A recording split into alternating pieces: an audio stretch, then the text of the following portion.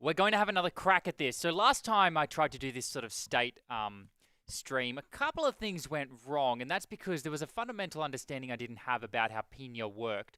And so just to sort of tie that knot off, the first thing I'll probably do is just show what I was doing wrong before and how I ended up fixing it.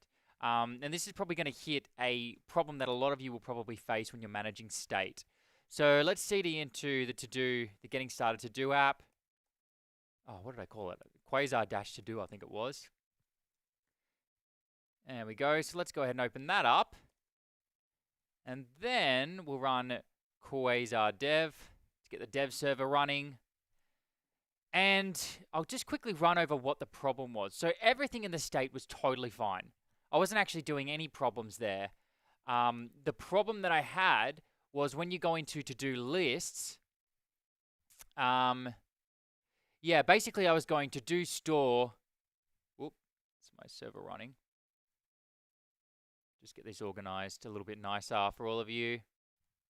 Yeah, so the problem was I was accessing a property off of to-do store like this. To-do store dot, and what did I call it? To-dos. So to-do store dot to-dos. And I think I was doing something like this. Const to-dos is equal to stores dot to-dos. And then I was exposing that here, and then I was using it up here. So instead of that, we'll change it to that. So if I refresh this now, notice that it's not going to work. Oh, it looks like that actually is working. What was I doing before then? Maybe the problem is that I was using destructuring or something like that, which was causing problems.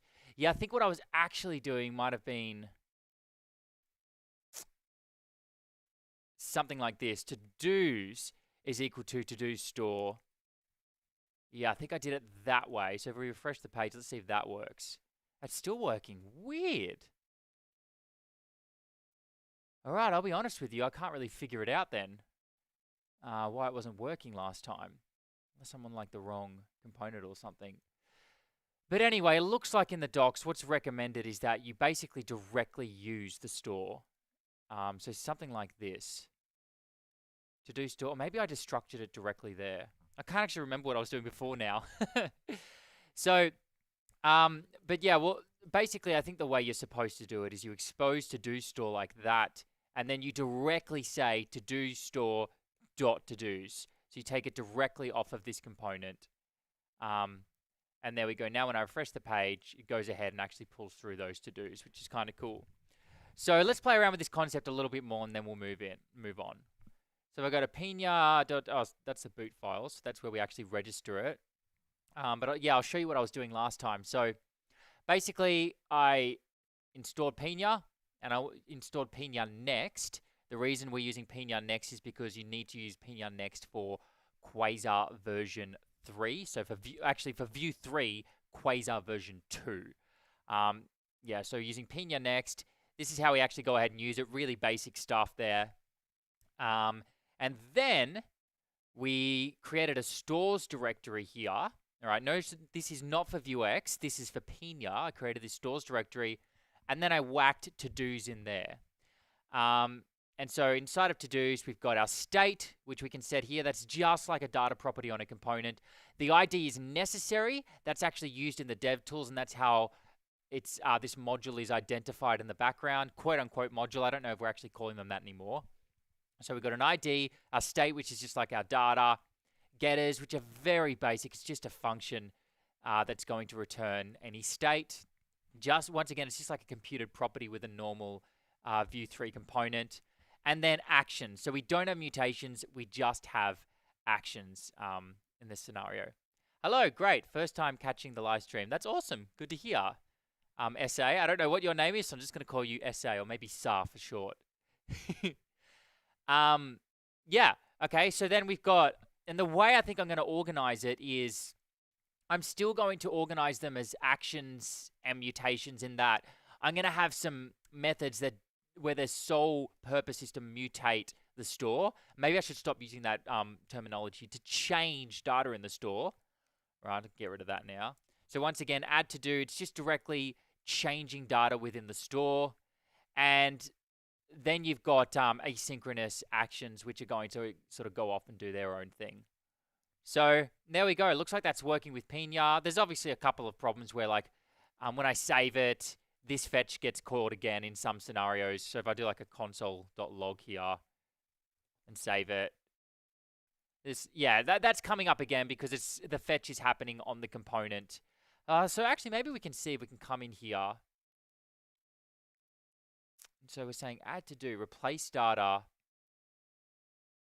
Okay, so let's change this to replace to-dos and do that. Let's see if that's going to work for us. Refresh the page. All right, so that worked. And now if I do a console.log here and save it, we're not going to get that problem that we had before because now we are literally just replacing all of that data, whereas before we were adding a to-do onto the list. All right, so let's take this concept a little bit further now. Let's try and actually implement this add button. I'm not even sure what this will look like, so this would be fun. We might even just come in here and say, like, create to-do, something like that. And then let's maybe steal a bit of this code here. And instead of a get, we're going to do a post. By the way, API is just using Axios. So if we go into my axios.js, notice down here I've got API.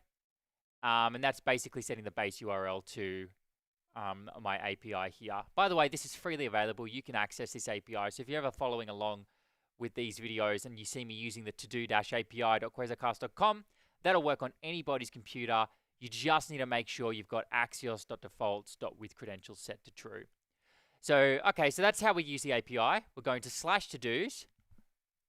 And then when that's done, we're creating a to-do. So we're going to want to say add to-do here. So we can say this.add-to-do response.data. Is it nested one level deeper? I actually can't remember, to be honest. I think it might just be response.data.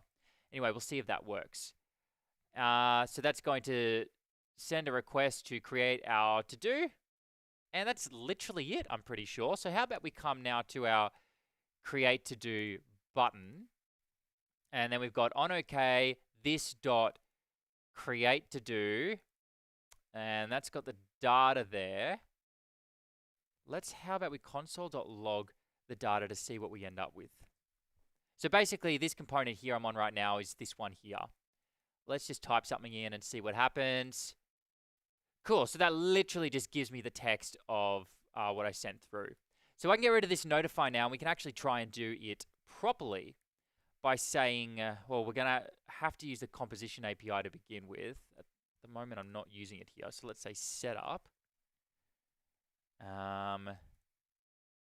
What I might do is basically copy everything I've got there. So how about we say const handle button clicked is equal to a function here.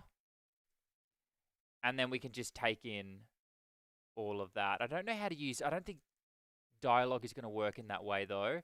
We might have to look at how we use a dialogue using the composition API. So let's go to Quasar version 3 docs. And in order to use the dialogue in the composition API, we have to do things a little bit differently. Oh, cool. Got some updates. So let's come down here and look at the view composables. So we might need to use Quasar to do that. But first I'm going to look at the dialogue plugin to see if it's got any other information about how you can use it with the comp API. And I might even just search for the word setup. Here we go. So it is telling me to say use Quasar there. So I might even just copy this code. This is outside of a view file. We're inside of a view file, so this should work for us. Cool. All right, that wasn't so hard. If I come up here, I can do that, and let's steal this code from in here. Whack that in there. And now we've got $q.dialog. So instead of this $dialog, we can do it this way. We're basically just getting rid of the this there. All right, I think that's correct. So now we've got handle button clicked, and what we can do is return that here, and we shouldn't have to have it here in our methods anymore. But then we've got on OK, so we need to actually re-implement that. So instead of this dot create to do, let's change that to, how about create to do here is equal to a method. And at the moment, we're just console.logging the data. Sorry, I know this is getting a little bit messy. I'm just trying to sort of get us up and running here. So let's console.log data there, and we'll receive it through here.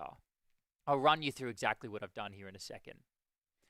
So let's refresh the page and see if this actually works to begin with. Wow, okay, first go. Right, so what we did is we said use Quasar, and that's how we get $Q when we're using the composition API, because we can't, there's no this inside of the composition API. So instead of saying this $Q in order to access our components, we just said use Quasar. We set $Q to that, and that's how we're now able to access the dialog. So here's all of the settings for that dialog, which is why we've got create to do showing up there. Model is equal to an empty string by default. And then on OK, we're basically taking the stuff from the prompt and we're calling create to do. And so it takes what's in the prompt. So whatever we put in the prompt is now in this data property here. We could even call that text maybe to be a little bit more specific. Blah, blah, blah, blah. And now that works. So now what we should be able to do is use our store to create this to do. So how about we say here, import, and I think we called it use to-dos. Is that what I called it? Yeah, use to-dos. So let's import that from, and I think we'll have to say source. By the way, source is an alias for this source directory, source/stores/to-dos. So now we can say, for example, const to-do store is equal to use to-dos. Hopefully I'm doing this all right. I'm still learning here, so fingers crossed. And then we'll be able to say, when we get create to do here, to-do store dot, nice, and we have auto completion, create to do, and then we just want to send through the data. Can I control click this? Oh my gosh, I can control click it. This, my friends, is one of the huge advantages of the composition API. All of this stuff just works out of the box. So I can control click that, and let's have a look. Create to do is going to have to receive something here. So it will have to receive our data. So we can't just post it to dos. We also need to pass through the data. I might even call that form. That's probably a better name for it. And so that form is going to have to look something like this, an object where the label of our to-do is equal to the text that we got there. We might even just return this just in case we want to chain off of create to do here at some point. So I'll test if that works, and if it does, I'll explain it all to you. Tester. And there we go. Something didn't quite work, it would seem. So let's just look at the network response there. Right, so the request went through. Okay, so it is nested one level deeper in a data property. So notice that our object here has got a data property. That basically means if I come back to to-dos here, instead of response.data gives me the data from response. However, this was nested within a data property. So I have to say response.data.data. I know that's a little bit ugly, but maybe I could do some destructuring or something to make it prettier, but it doesn't really matter enough. So now we refresh the page. That did actually work. And if we say here something like buy lettuce and click on OK, give that a second. We'd have to have like a spinner and all that to do this properly, but it looks like that's working. Now, if I refresh the page to go ahead and get those to-dos again, it works. How cool is that? All right, so let's see if we can like push along and maybe create something for updating it to do. Oh, I won't do updating. That's probably a little bit more complicated. Oh, it wouldn't be that complicated. Maybe deleting it to do. That's probably a better example. And then we're going to explore doing this with something else rather than Pina. So how about delete to do? We'll say we'll make an API request of delete to to-dos. We're going to want the ID as well. So how about we take in the ID here? We change that to a template string, and then we can say slash, and then pass the ID through directly there. Then we'll say delete Ugh. So you can see that I'd need something like API. I definitely need to change the way I do this, like maybe nested in an API object or something like that. You can see that this is getting really messy. So let's just say remove. How about we change this to remove to do for now? And I'm gonna, and I do understand the API for this isn't perfect because actions and quote unquote mutations are kind of weird in this case. But remove to do's is going to say this dot delete to do. And for now, we might just do it by using the ID. I'm going to do like the simplest solution here since we're just messing around. I'm going to pass through the ID. And now let's have a delete to do's here, which takes in that ID. And then I can say this dot data. So that's all the to do's. That's all sitting within a data array here. And we'll say this dot data is equal to this dot data dot filter, and we'll take the current to do, and we'll simply say return to do dot ID is not equal to the ID that was passed through. This is probably not the fastest way to do it, but it's a fast way in terms of like just writing the code quickly. So remove to do makes an API request that will delete the to do with the ID that was supplied. Then we call this dot delete to do, which is this one down here. And then this ID here, which is passed through, is going to allow us to then filter through that data. So hopefully this will work. And I think we've got a delete to do button. There we go. It's sitting within its own component. So this is going to have to receive the to do dash ID. That's going to be equal to, oh, what am I doing? What I meant to ID required true, and the type of that is going to be a number. I didn't know about Pina. Found out yesterday. Yeah, cool. It's pretty nice. And by the way, a lot of people don't know this, but Pina is actually based on the RFC for Vuex 5. So it's a very quick way to start using the concepts of Vuex 5. And as they evolve, the guy who created Pina is actually going to sort of keep it somewhat aligned with Vuex 5, but I think he also said he's going to do stuff that makes sense to him in the real world. So Pina is just a chance for sort of the store community with Vue to sort of iterate and get better, which I think is really cool. And it's got dev tools, so that's nice too. All right, so we've got our ID now. And when this button is clicked, we can say @click, and how about we say delete to do. In fact, let's use remove to do then. We can kind of just map it on. Remove to do. And by that point, we'll have the store. So if we really wanted, we could just do something like this. We could say to do store dot remove to do. Anyway, I'm getting ahead of myself. So now let's go ahead and import to do store. Where are we going to import that from?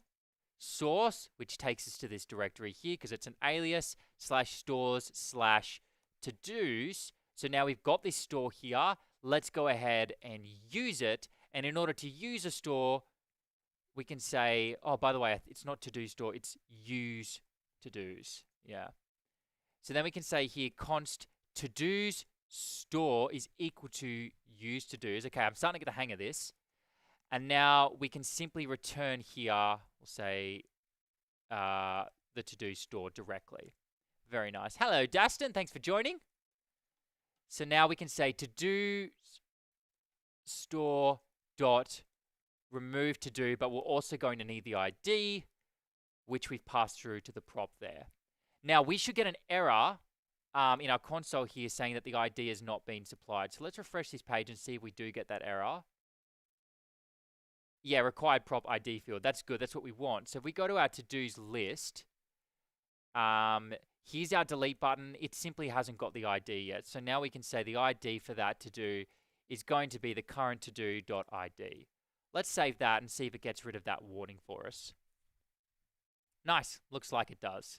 So coming back here to our delete to-do button, let's go over what's happening now. We're saying use to-dos to get access to our to-do store.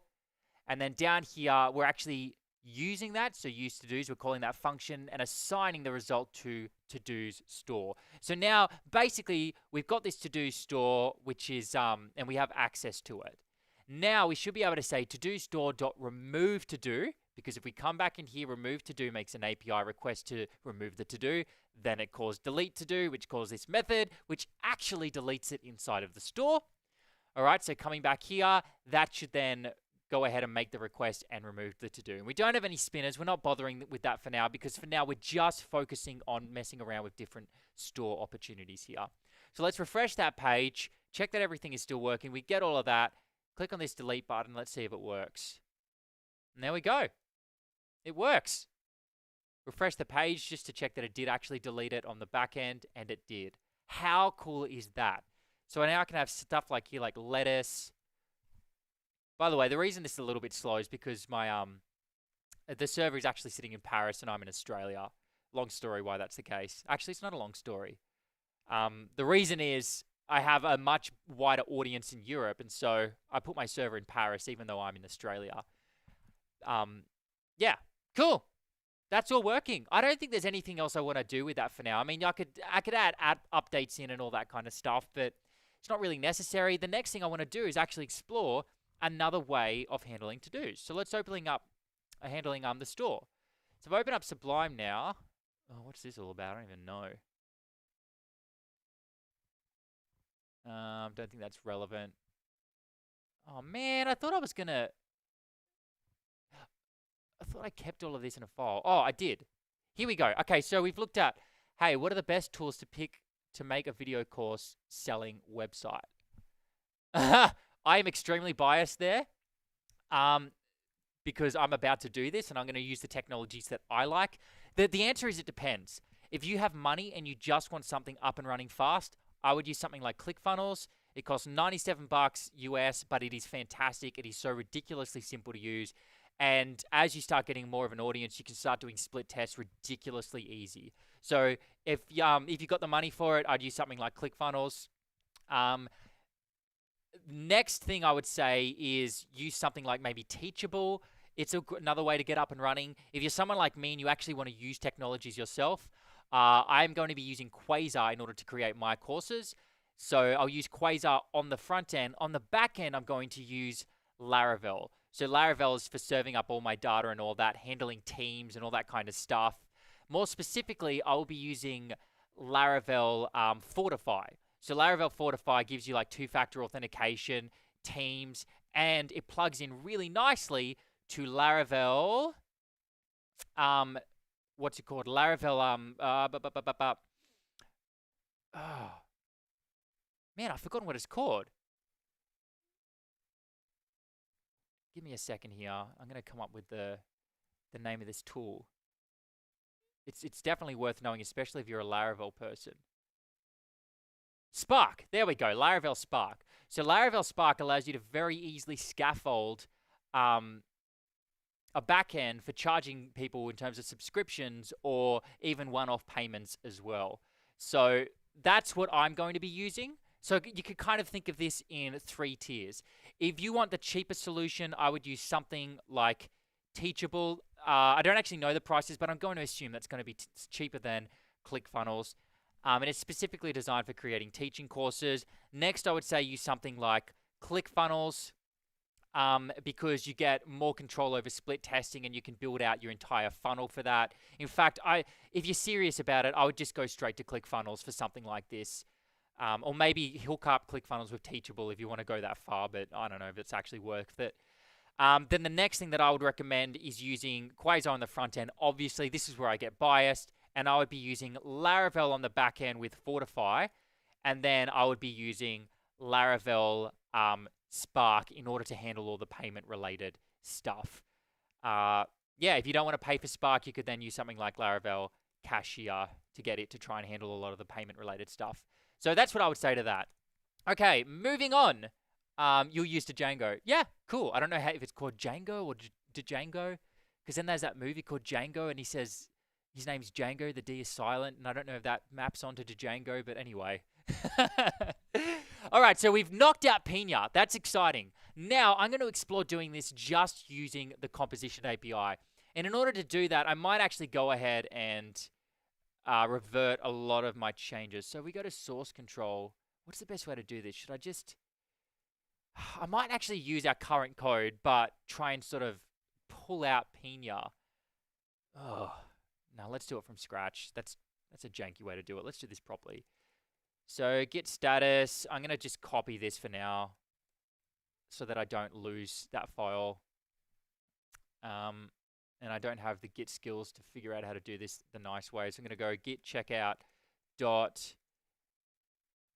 So we'll have to get rid of our Pina boot. So let's go ahead and delete that. We'll have to get rid of our stores here. Go ahead and delete that. And then, but we can keep state to dot to do. So let's say git status to check that looks good. Yep, cool. And then I'm just going to go ahead and save this. And now, yeah, we're ready to keep on going now. Now we're going to try and do this using the composition API. I don't think I'll do provide and inject in this video. I want to do a little bit more research into that. Otherwise, you're just going to be watching me flounder around too much. And I don't want to make my live streams too boring. I've seen a lot of people use Vimeo. Yeah, sure. I think you can create... I will be using Vimeo behind the scenes for my actual videos because I think it just looks really professional. I get a little bit more control over it. You can use the raw video if you want. But anyway, back on track. So what's the first thing I want to do? Oh, gosh. The first thing I guess we'll do is we'll go to our to-dos list and just figure out a way using the composition API to get a result here. So we kind of want something that gives us a store. So let's say like import maybe store from source slash, what have I got here for store? Okay, it's bringing me back to, that's going to fail on me now. It brought me back to the sort of Quasar default store, but I want to get rid of that. So let's import store from source slash store. And by the way, just so you know what I'm doing here, I'm trying to implement a store now just using the composition API. There we go, our to-do app's up and running. Let's close that, and we don't need that anymore either. And now we'll create a new folder here, which is going to hold our store. And we're going to have a new file, which will just be index.js, export default. So this is going to be our store, and we'll need some state in this store. So I might just say, for example, I don't know, can I do this? Let's just try it with a raw set. Actually, this is probably going to have to be a function. Yeah, something like use store maybe. And we're going to import that from source slash store. Okay, so let's try that. This is going to be a function. And then that is going to return. You know what? Actually, I'm going to take this one step further. Let's not do that. Let's just do it within the setup method, and then we will put that into its own file. That's probably a better way to do this. So let's say const data, or to-dos maybe. Yep, to-dos is equal to a reference. So can I get ref here? Do I get that auto completion? No, I don't. And then we can say import ref, and we're going to import that from view. Sweet. So now that's going to be a reference to an array, and how about we put some dummy objects in there to begin with? So we've got a label equal to by lettuce, for example, and then let's just give it a dummy ID as well. Set that equal to 1, and maybe we'll give it one more so we can see if it is actually printing out 2. And then we can say here, like, I don't know, study. That's probably a good example. And so let's keep this super, super simple, and we'll expand from there. Then we can simply, return those to-dos, and then we can come up here and iterate over those to-dos. So now we can say v-4 to-do in to-dos. All right, so now we can actually take that to-do and spit out the label of it, and we're almost done here. We'll give it a key equal to to-do.id, and there we go. It's working. So that's how we can get some data going with the composition API. let's go one step further before we start extracting this to its own store. Let's go one step further here and say, for example, const. We want to have a function now that does something. So maybe like fetches all of the to-dos. Yeah, let's go with that. Fetch to-dos is going to be equal to a function, and that's going to, so we'll have to import our API. Is that going to give me autocomplete? Oh, nice. API dot get. We're going to make a get request to to-dos. Then we'll take the response of that, and then we'll mutate the data. So now we can say const replace to-dos is equal to a function that is going to take these to-dos. So to-dos dot value. Remember, you have to say dot value when you're using ref. And we're going to set that equal to whatever data is passed through here. We can be more specific in this case, to-dos. All right, so dot then, we're going to call this function here. Hello, Mehmet. That's what I'm going to go with for your name, Mehmet. Welcome, welcome, welcome. So replace to-dos, and we're going to pass that through response.data. Data. Remember, we've got it nested one level deep here because response.data just gives you the data from response. And then within that, we have a data property, which is why we get .data. Okay, so let's save that. Now we'll expose, we don't even need to expose fetch to-dos, really. We just need to say, when this is loaded, fetch to-dos. We'll go ahead and call that. I might even take this function and move it up here. And now let's come up here and change that to just an array and just see if it works. Okay, example.com. Oh, all right. So I need to come back into Axios here and change it from example.com to to-do-api.quasarcast.com. By the way, if you've just joined, this is a freely available API that anyone can use. The data gets constantly deleted. So but in order for it to work, we actually need to say axios.defaults.with credentials is equal to true. That's just going to make sure that the cookie stuff works when we're using this API. All right, so let's see if that works. All right, let's take a look at our network here and see if that's actually gone through. So that worked. We did actually make a request, and we did get to-dos from the API. So that part is working. However, this part isn't. Response.data. Then we're saying replace to-dos with that. Let me just do a console.log here. And let's see whereabouts in the chain this is not working. Refresh that. Oh, I don't think you can use ref here. I think that might be the problem. You have to actually use reactive. And this is something I'm still wrapping my head around, the difference between ref and reactive. And when you're using reactive, you don't use .value. So to do, we got a problem there, don't we? So how about we call this to-dos state, and we'll fix that up later on. And then we could say to-dos that are exposed is mapped onto the to-do state. Hopefully I haven't got anything wrong there.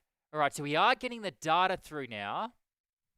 And it looks like that data is exactly how I want it. So what else could be going wrong here? And then we also want to say that the to-dos state,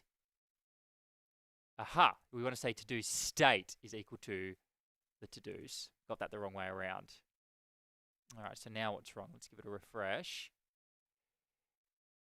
Oh, it's giving us an error there. Is it constant? Whoop. Let's fix that up, and we might try moving it back to ref again. Yeah, man, I really need to spend the time to just figure out exactly what the difference is between these two. I figured it out at one point, but it's now left my brain, so that means that I need to spend the time to figure it out again and maybe play around with it a bit so that it trenches into my mind. But that's working. So now we're using the composition API. This is really sweet. However, we might want to do these actions all over our application. So now we want to try and extract this logic and put it into a store. And let me show you just a stupid, easy way to do this, provided that it works. Let's grab all of the logic parts here, which is probably just all of that. And I'm going to put it in here into our index. Index probably isn't the best name for this, so let's rename this. We'll leave it at index for now. Let's keep things small and then we'll get bigger as we need to. And now we can return here. We can expose whatever we want here within this file. So to do state, we want to expose. So you can see already that one of the benefits of Pino is it kind of wraps all of this up for us, whereas everything for now is a lot more manual.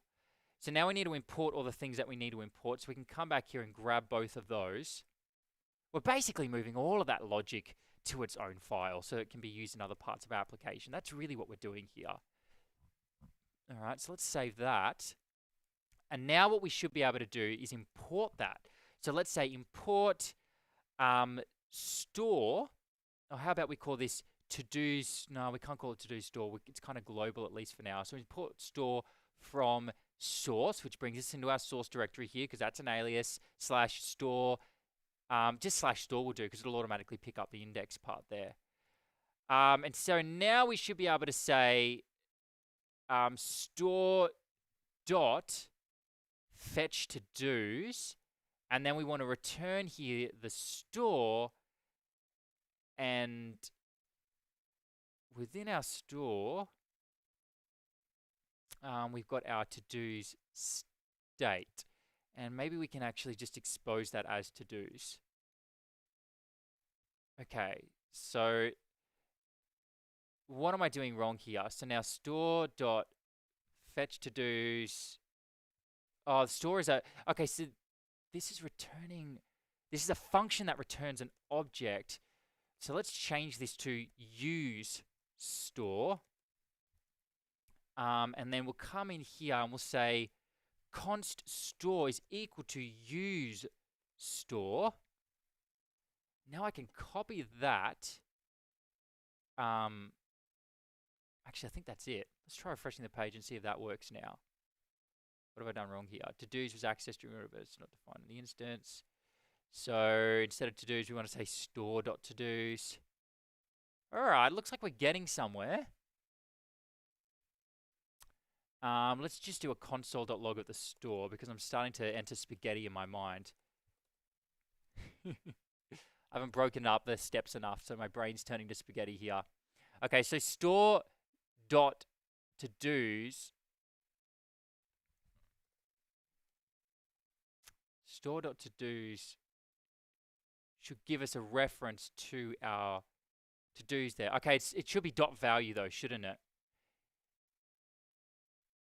So, but it's being exposed here.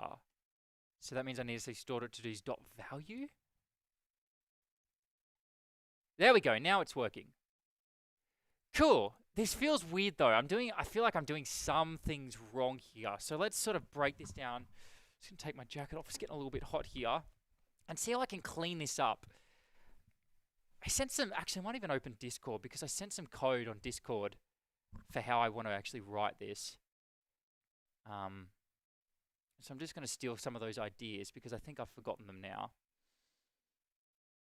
Sorry, I'm going to be doing some stuff behind the scenes now to quickly just find this code. So I'll try not to take too long. Sorry about that. I know that it's boring watching. I just don't want to show you like private conversations within the Discord channel. So I kind of have to do that on the bottom screen here. We had this big conversation on the team on how to do a store. And what did I come up with? Here's a simpler solution I can think of. And my simple solution looked more like this. So I'm actually going to paste that in here instead. Oh, wow, this does look a lot simpler. Woo! Look at that. So you just have your functions and you export the stuff you want to export here. And you instead of using use, okay, I see what I've done now. Okay, so what we're going to do is we're going to get rid of the fact that this is a function. Stay with me for a second, guys. I know that this is getting a bit much. this is going to be export default. So we only export what we need to here. And these are just plain JavaScript. How cool is that? Nothing is nested. It's just plain old JavaScript. And so you set everything you need up here in this file. Let me just save that so it formats better. And then you export all of the stuff here. And so let's export to-dos as to-dos state. Can I say dot value there? No, okay. Oh, yeah. Okay. So then what you do is we come in here. In order to use it, we can do something like this. We got our store that we pulled out of there. Instead of use store, since this isn't a function, we're just going to call this the store. And now what we can do is we can actually destructure that. So I can do something like this. What's this code going to look like? Bugger, my brain is like messing up here. We just want to pull, we could say, for example, ... store. I don't like that though, because it's not very clear what's happening. And if I do that, if I say ... store, that's basically the same as saying, give me to-dos and fetch to-dos. Okay, so what? Okay, here we go. Let's do it this way. Let's say const to-dos fetch to-dos, and let's pull that out of the store. This is probably a nicer way to do it. Then we can be more specific of what we want. Then we can call fetch to-dos. All right, so we're calling that function here, and then we expose to-dos here. So we're only exposing the stuff we need to expose. And then we can come up here and then just spit those to-dos out directly. Let's see if that works. Ah, how cool is that? Okay, I really like this. So we're losing a little bit of flexibility here, but for smaller projects, this is really, really nice. Check this out. Okay, so in our store, this is just a plain old JavaScript really here with a bit of view reactivity. We say to-do state, and using ref, we just set that to an empty array. By the way, this can be brought in anywhere in our application, which we're going to explore in a second. Then we've got this replace to-dos function. So this is an idea of like of a method or an action in a store. It's literally just a method, and you just use your state that's just sitting inside of the file. It's bloody beautiful if you ask me. Once again, we've just got a method here, and we might even return that.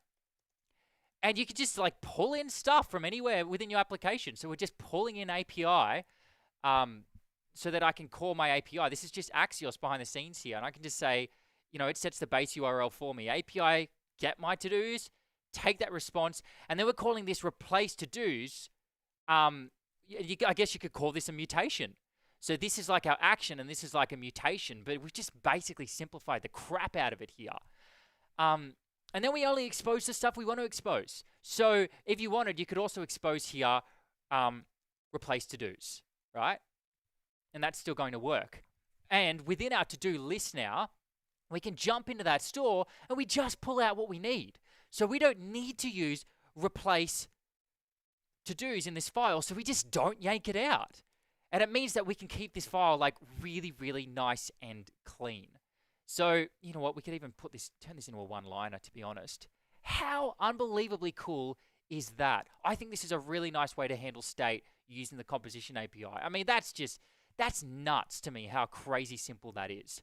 And then later on, if you want to sort of take this concept a little bit further, instead of having store, you could break this store up into like a whole bunch of other files, and we could have something like to-dos store, and basically this could just yank it out of the to-do store. In fact, why don't we just call it that?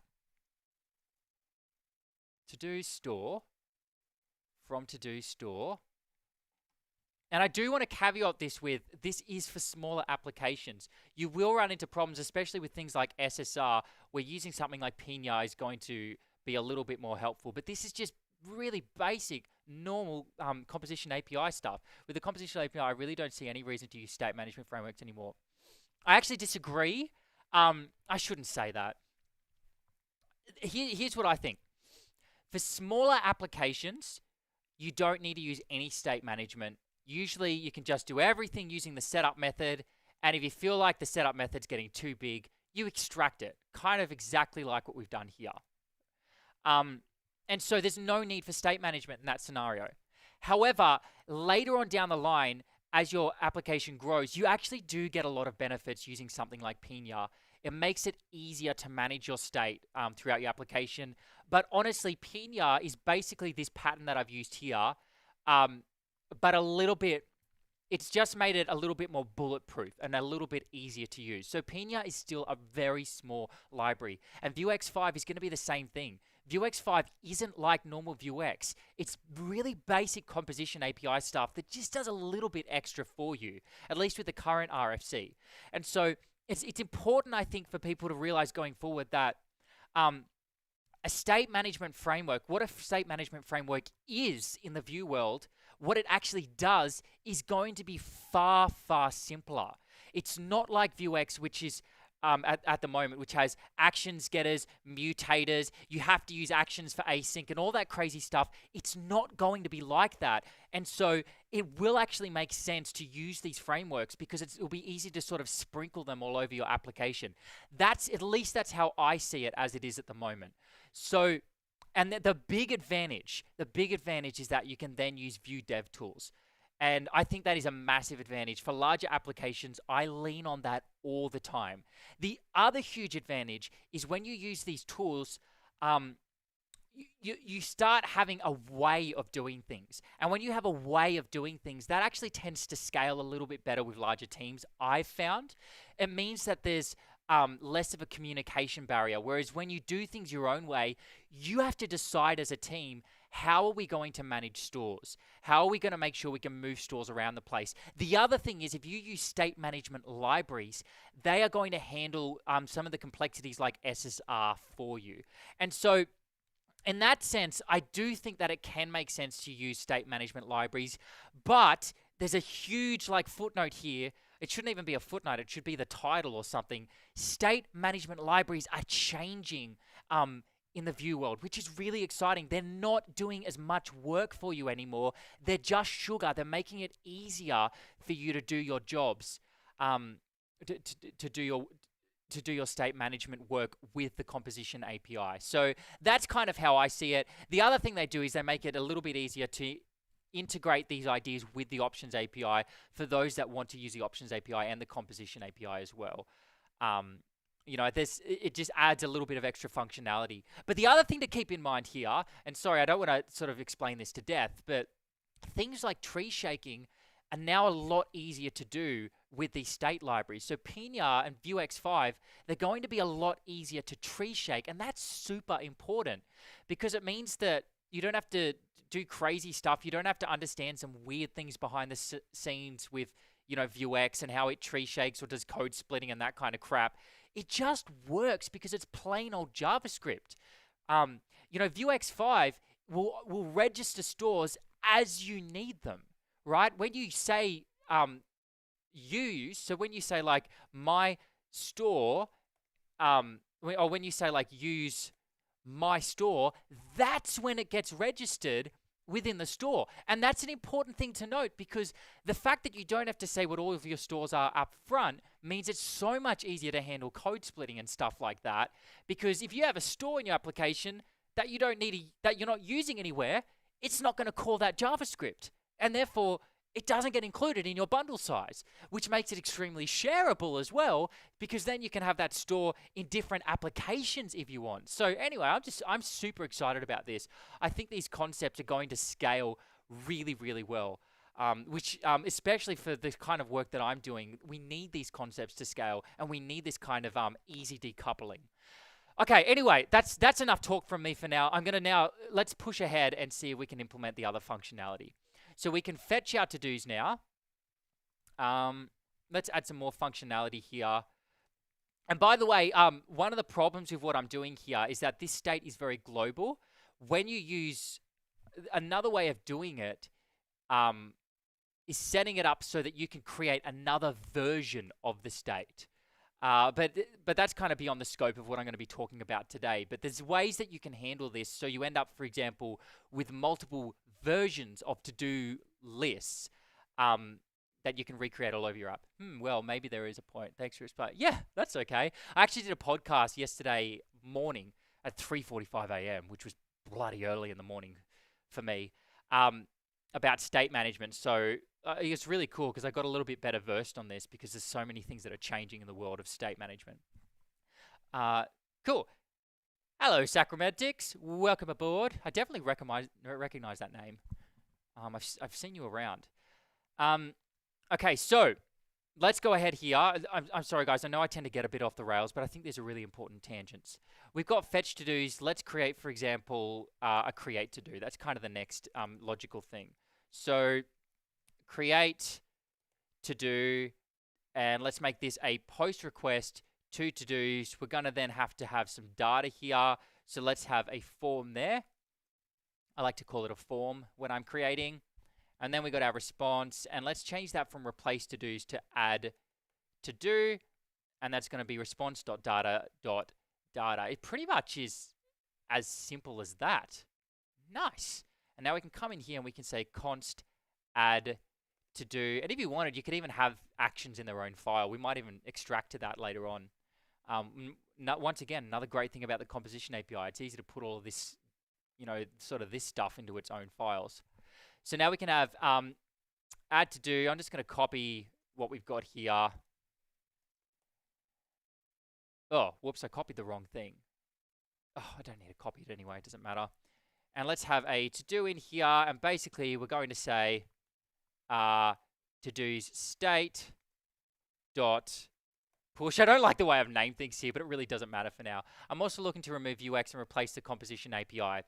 Oh, I hope you missed my big rant that I just went on about how the composition API is changing and how Vuex 5 is going to be a completely different concept to what it is now, and how Pina and Vuex 5 are basically just Vuex with the composition API with a little bit of sugar on top. And so you won't necessarily need to replace Vuex. Really, it's a sense of, it's not a question of, to me, of replacing Vuex with the composition API. It's more that Vuex 4 is going to be replaced with Vuex 5, which is extremely composition API friendly, and therefore is making a whole lot less assumptions, is doing way less for you. Anyway, I'm sorry for all of those that already heard that. I just want to sort of quickly repeat it. But yeah, you can check out the podcast that I did. Actually, I don't think it's been released yet. Man, I keep going off the rails. Okay, create to-dos, and then this calls add to-do here. Let's go ahead and expose this first before I forget. And now we got add to do, which goes to do state dot value dot push. Why has that got a squiggly under it? Oh, I saved it and the squiggly's gone. That's it, I think. I don't think there's anything else I have to do now. So once again, let's go to create to do button. And we're going to, we need to convert this to the composition API again. That's all right. This is good practice for us. So let's come in here and say setup. This create to do button is then going to need import, and I believe it's called use Quasar from Quasar. And let me just hover over that and see if it's working. Yep, it is. Cool. And now we can say const $Q is equal to use Quasar. Oh my gosh, I'm committing this to memory now. That's a great feeling. And then const handle button clicked is going to be equal to a method. And we might actually just handle that. Excuse me, I'm just burping to myself. How ridiculously rude. And we can now just cut that, paste it in here. We don't need this anymore. And we won't need this there anymore. So that's been dealt with. Handle button clicked. The next thing we want is our create to do, and this is all going to be changed anyway. So let's go ahead and get rid of that. So now we can completely get rid of methods. Cool. This now needs to be exposed. So we need to say return handle button clicked. What have I done wrong here? I need to make this a fat arrow syntax. And we also need that. So let's say here const create to do. And then we can just console.log the text that gets passed through there. I'm going to re-explain this in a second, but I promise for those of you that have already been watching, I'll do this super fast for you. What's wrong with that? What have I done wrong here? const decoration requires, oh, whoops, equal to. I see these equal signs and I get a little bit mixed up sometimes. So let's refresh the page and see if that actually works. Done something weird there, but I'll look into that in a second. Create to do, blah, blah, blah, blah. Okay. Why am I getting that? We're console.logging it now. Did that not update? Oh, it didn't. Can't resolve import a dependency. What file is that in? To-do list. So apparently in to-dos list, I'm trying to resolve a dependency that I don't have. Source/to-do store. Oh, okay, we renamed that. So how about we say source/store/to-dos store. My bad. All right, so we'll come up here, new folder, to-dos. In fact, I'll just call it to-dos. To-do store is a bit redundant since it's in a stores directory. And we'll call this to-dos, but we'll call it to-do store there because that extra information is helpful. Okay, cool. Sorry about that. Let's come back here to create to-do button and see if that works again. Blah, blah, blah, blah. There we go. It's console.logging it. So now we can come along here and, oh, this is going to be the fun part. Okay, now we can easily import to-dos store from source, which takes us into this directory /store/to-dos. So that's pulled out this to-do store. And now we can come over here and we can say const, and we can pull out whatever we want from to-do store. Let's see if I get some, oh no, and say that is equal to do store. Do I get some auto completion here? So it'd be really nice if I could get some auto completion. It's not going to give it to me, is it? Ah, bugger. Anyway, I might find an easy way that we can do that in the future. So what we want is just this create to do request. So let's come in here and say pull out create to do from to do store. And now when that button is clicked, we can then say, oh, we're reusing that. Oh, you know what? I'm just going to do this inline for now. How about we do this? Text. And then we can just say create to do. And then we can send through the label is equal to the text. Look at that. I mean, honestly, this is a one-liner. If I'm really honest about it, however, you can imagine that this would scale and you have to do error reporting and all that, and that would quickly turn into not a one-liner. And let's just do test here. How original, Luke. Hey, and it worked. Let's refresh the page to see if it actually worked. Ha! This is really cool. Okay, so let's have a look at what we've done here. We now have this to-dos store that we can pull in from any part of our application and use. And this to-do state here is going to be consistent throughout our application. So let's have another example of this. If we go to to-dos list and we want to get a count, for example. Ooh, I'm getting ahead of myself because I'm excited. Let's use a computed property now. So let's say computed, and now we could say, for example, const count to-dos is equal to computed, and we can take in there, so this is going to be a function, and then all we have to do is return to-dos dot length. Simple as that. And now we expose this, and we can bring it in to our application anywhere we like. So now I can come over here to my to-dos list and say, hey, by the way, I need this count to-dos. Oh, look at that, look at that, auto-completion. Count to-dos. Tremendous. And now I can expose that here. Okay, so that's being, okay, there's an error, but I'll deal with that in a second. And then down here, I should be able to say like, I don't know, something like Q-item. Whoop, that didn't work for some reason. Q-item. To-do count, or just to-dos, maybe something like that, is equal to count to-dos. All right, what have I got wrong here? To-dos is not defined. Oh, is it to-dos dot? What have I done? Oh, here we go. My editor's screaming at me as well. It's to-do state. And it should be dot value. To-dos 0, to-dos 3. Hey, how cool is that? That's awesome. Now, in the next stream, what I really want to do now in the next stream is take this concept a bit further. And basically, I'm going to steal some ideas that I got from Tobias. Tobias is a guy on the Quasar team, and he's awesome. He's like, honestly, this guy has an answer for everything. He seems to just seems to have this like really deep understanding of how Vue works and how JavaScript works. So he's always got like these super amazing in-depth solutions, like to just about every problem that I often have with Vue. And basically, he's using provide and inject in such a way that it works on SSR, and he set it up so that you can use provide and inject. So you can say, for example, let me open Miro. Let's say Miro.new. I want to explain this on a whiteboard to give you a little bit more of an in-depth example of what I'm talking about here. So using provide and inject, you can do some pretty awesome stuff with the store.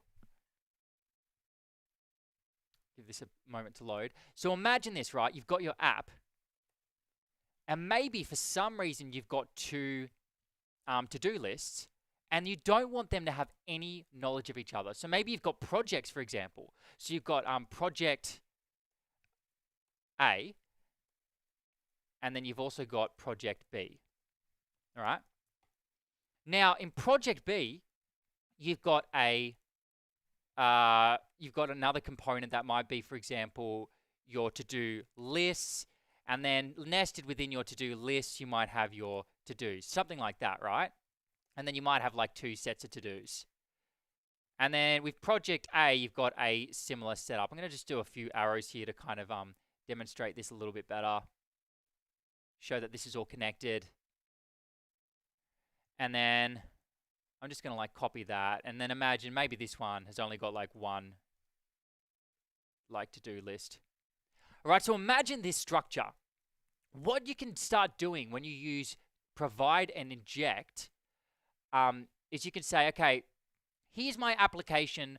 I want to have a store for my projects, which has to-dos, which has to-do lists and to-dos, right? And I also want to have another store for my projects, for another set of projects that has its own to-do list and its own to-dos. And you're using provide and inject, you can actually give this its own store. So you can say, for example, provide project store. You can provide it a project store. You can provide it a project store, and then any components that actually want to use that store. So maybe the only component that ends up wanting to use the store sits down here, right? This is probably a bad example for that. And then this one can inject project store and then use the project store that was provided up here. And it's going to get the correct project store because it's nested within this component. Okay, so that's the key. This to-do a component doesn't actually need any knowledge of what's going on up here. All it knows is that it's got a project store somewhere up the line. In fact, you might even do like, I haven't actually explored this very much, so what I'm about to tell you might be wrong. But maybe you could have like provide to-do store here, and then here you might have like provide to-do lists store, right? Something like that, to-do store and a to-do list store. And so this can grab the to-do list by injecting the to-do list, and it can grab its to-dos by injecting the to-dos. And this is all has no knowledge whatsoever of what's happening over here. They have their own baskets of to-do lists, right? And that maybe like you can provide like the to-do list store, and you can also provide the project. I don't know how that would work. Provide project, right? So these would both be the same component. And now, it took me a while for me to understand this, but the huge benefit of doing things this way, or at least one of the huge benefits, is first of all, these components down the line, they actually don't need any knowledge of the components up here. in order to work, in order to like receive a store. This could be a project, or it could actually be something different. Maybe you actually don't want to use projects at all, and really you could have a to-do list here which has a project, but then you could have a to-do list over here which doesn't have a project. So I could like completely remove that from the chain, right? And this is still going to work, but you could tell this to-do list, for example, to provide the to-dos. And then maybe like the to-dos could come up here. I'm kind of confusing myself now. But anyway, the point I'm making is this could inject its project store. It could inject its data from any store up the line. In fact, you could start off when your application is fresh. You could just inject, maybe if you're only going to have one project to begin with, you could say provide the project up here rather than providing it there. If you only have like one project when you're first building the application, and then later on you could start providing it on a project level. So anyway, this opens up some exciting things. The other thing is it makes it kind of testable because it's very easy to swap out what you're providing here. So so here, for example, so within this to-do, for example, if it needs to know about its project, then you could provide a project to it and test it in isolation very easily. You don't need to test it with all of this stuff up the chain. You simply say, provide to this component. You could like mock a project without having to mock the entire component because we're using provide and inject there. So I think that's kind of a really interesting way of doing it. And I'm just starting to see the benefits now. I really pushed back on this concept of using provide and inject for stores because I just didn't get it. I was like, why do you need it? Why can't you just have a store sitting somewhere else in your application? But this is why. It allows you to very easily start scoping things when you use provide and inject in this way. So anyway, I'm about to wrap this up. But if we come back here, let's have a look at what we've actually done. I showed you how you can use Pina in order to create a store, in order to manage global state. I showed you how we can use the composition API in order to manage global state. Next, I'm going to show you how we can use provide and inject. I found out you actually can't use Vuex5 yet. I don't think there is a version available. But luckily, we have Pina, which is virtually Vuex5. At least it pretty closely follows a Vuex5 RFC, and the concepts are similar. So I'm going to get rid of that. And the last thing I want to do is show you how we might do this with provide and inject. And the whole point of this exercise was to decide which one I will use for my getting started guide. I think I'm going to use raw composition API. And the reason I'm not going to use Pina is because I feel like this is still in flux. The idea of how you manage store on the back end is still in flux, whereas we can very easily do a simple example using the composition API. And I think what I'll end up doing is I'll have a store, and then we'll have to-dos in there. We'll start off with just an index, and then later on down the line, we'll start extracting some of this. So we'll have like actions.js, and then we'll have like another file in there called state.js. Yeah, honestly, I don't even know if I'll do that.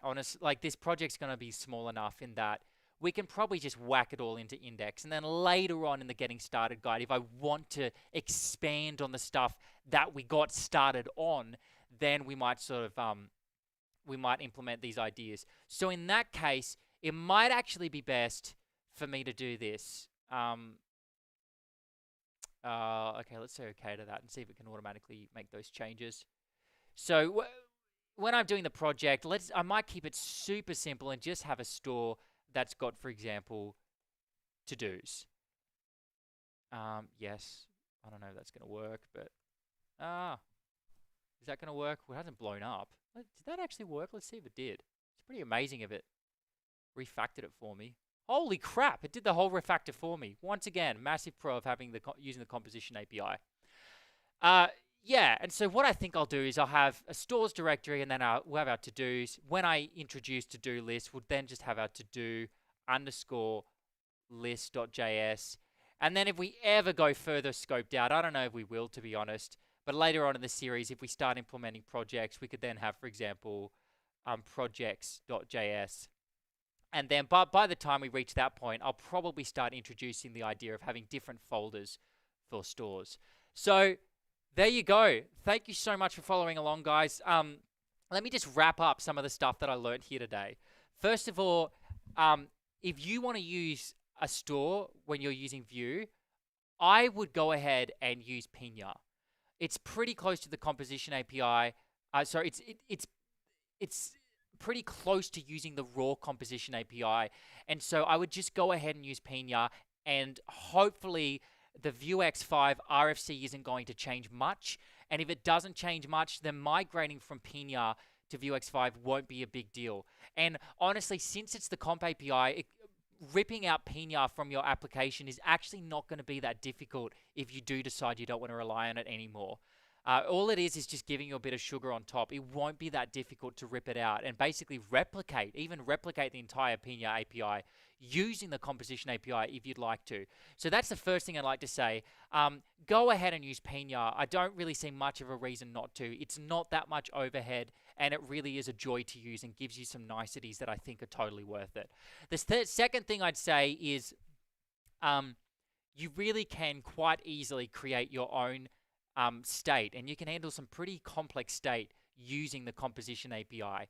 The downfall is, the biggest downfall to me is that you don't get dev tools. The other big downfall is that you don't get some of the niceties that you get out of Pina, like being able to use SSR and being able to very easily sort of separate.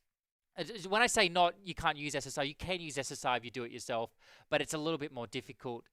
And another thing I might add is if you want to use the composition API, there are two ways of doing it. I've only showed you a way that is very global, where the to-do state is sitting within its own object. If you were to turn this into a function, you could create instances of to-do state.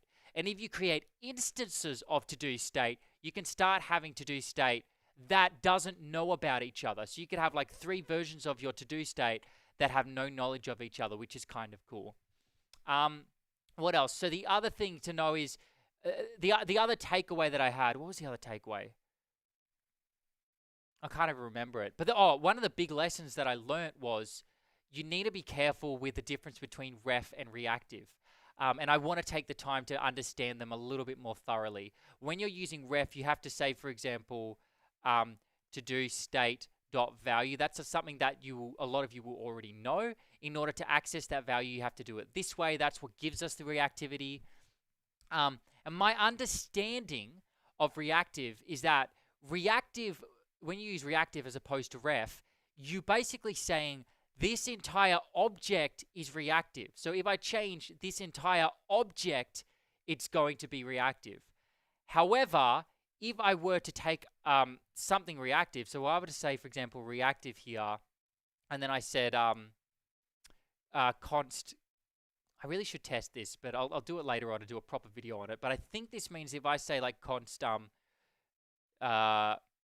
something, and I pull it out of to-do state, so if I pull it out of there, I don't think this is reactive anymore, or I don't think it's going to change to-do state. If I were to change this value here, you would actually have to like make it a reference or do something different there. So that's something I'm still wrestling with and trying to understand myself. So there you go. I hope you enjoyed this video. I really enjoyed making it for you. And if you like my stuff, then check out quasarcast.com. I'm working on the Getting Started guide. Can't wait to release it and show you guys. This is kind of a bit of a snapshot of what it's going to look like. We're going to create a to-do app that's going to have lists, and you'll be able to check them, and we'll have like, you know, we'll do all of this properly. This video was me basically exploring how this is going to look in when I actually build it out. And so, yeah, check out quasarcast.com/register if you're interested in these kinds of videos where I teach you how to use Quasar. I'm super excited about this website because I'm about to give it a complete overhaul. It's about to get a whole lot of new videos. We're just warming up here. So thank you so much for everybody for watching this live stream. I really did enjoy it, and hey, maybe you can subscribe to the my live streams if you really like it and you want to become a regular. I think there's a way you can subscribe to live streams. I really should check that out and let you know how. Nice marketing, Luke. But anyway, yeah, check out quasarcast.com/register if you want to sort of like stay in the loop for when a lot of my more advanced videos come out on this stuff. So yeah, thanks for watching, and I will see you in the next live stream. Bye for now.